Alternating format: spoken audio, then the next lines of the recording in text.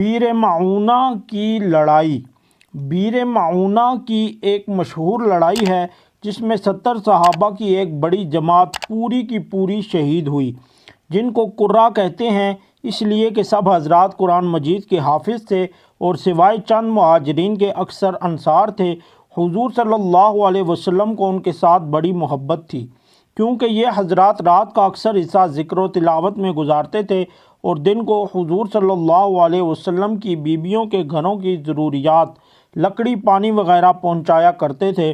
اس مقبول جماعت کو نجد کا رہنے والا قوم بنی عامر کا ایک شخص جس کا نام عامر بن مالک اور کنیت ابو برا تھی، اپنے ساتھ اپنی پناہ میں تبلیغ اور وعظ کے نام سے لے گیا تھا۔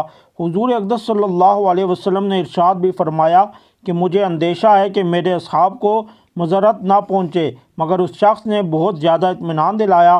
آپ صلی اللہ علیہ وسلم نے ان 70 صحابہ کو ہمراہ کر دیا اور ایک والا نامہ عامر بن طفیل کے نام جو بنی عامر کا رئیس تھا تحریر فرمایا، جس میں اسلام کی دعوت تھی۔ یہ حضرات مدینہ سے رخصت ہو کر بیر معونہ پہنچے تو ٹھہر گئے اور دو ساتھی، ایک حضرت عمر بن امیہ رضی اللہ تعالیٰ عنہ، دوسرے حضرت منظر بن عمر رضی اللہ تعالیٰ عنہ، سب کے اونٹوں کو لے کر چرانے کے لیے تشریف لے گئے، اور حضرت حرام رضی اللہ تعالیٰ عنہ اپنے ساتھ دو حضرات کو ساتھیوں میں سے لے کر عامر بن طفیل کے پاس حضور صلی اللہ علیہ وسلم کا والا نامہ دینے کے لیے تشریف لے گئے۔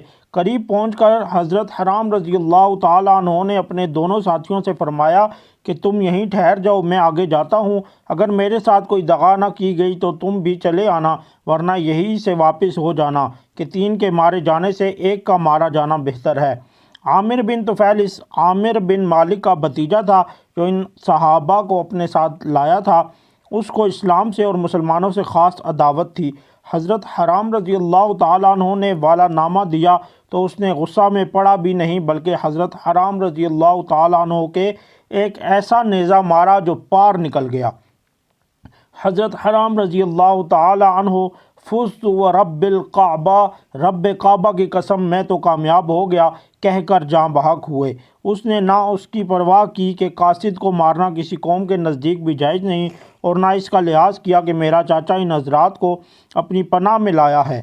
ان کو شہید کرنے کے بعد اس نے اپنی قوم کو جمع کیا اور اس پر آمادہ کیا کہ ان مسلمانوں میں سے ایک کو بھی زندہ نہ چھوڑو، لیکن ان لوگوں نے ابو برا کی پناہ کی وجہ سے تردد کیا تو اس نے آس پاس کے اور لوگوں کو جمع کیا اور بہت بڑی جماعت کے ساتھ ان 70 صحابہ کا مقابلہ کیا۔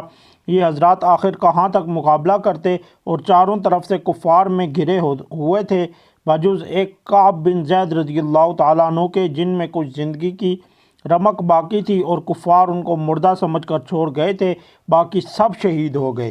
حضرت منظر رضی اللہ تعالیٰ عنہ اور حضرت عمر رضی اللہ تعالیٰ عنہ جو اونٹ چرانے گئے ہوئے تھے، انہوں نے آسمان کی طرف دیکھا تو مردار خور جانور اڑ رہے تھے۔ دونوں حضرات یہ کہہ کر لوٹے کہ ضرور کوئی حادثہ پیش آیا۔ یہاں آ کر دیکھا تو اپنے ساتھیوں کو شہید پایا اور سواریوں کو خون کی بھری ہوئی تلواریں لیے ہوئے ان کے گرد چکر لگاتے دیکھا۔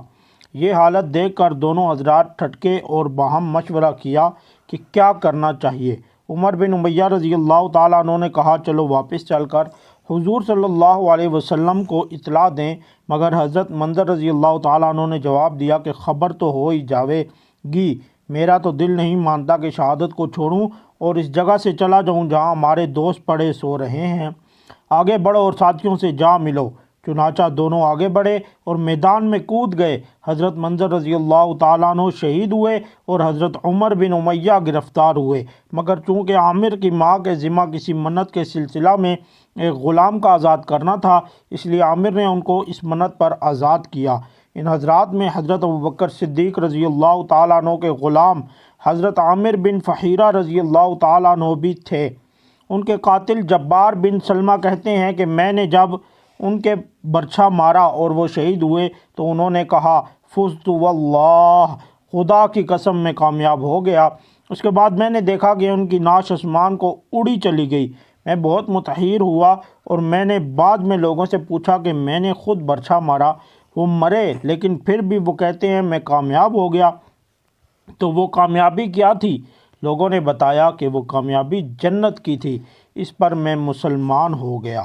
فائدہ یہ ہی ہے وہ لوگ جن پر اسلام کو بجا طور پر فخر ہے، بے شک موت ان کے لیے شراب سے زیادہ محبوب تھی، اور کیوں نہ ہوتی جب دنیا میں کام ہی ایسے کیے تھے جن پر اللہ کے یہاں کی سرخروئی یقینی تھی، اس لیے جو مرتا تھا وہ کامیاب ہوتا تھا۔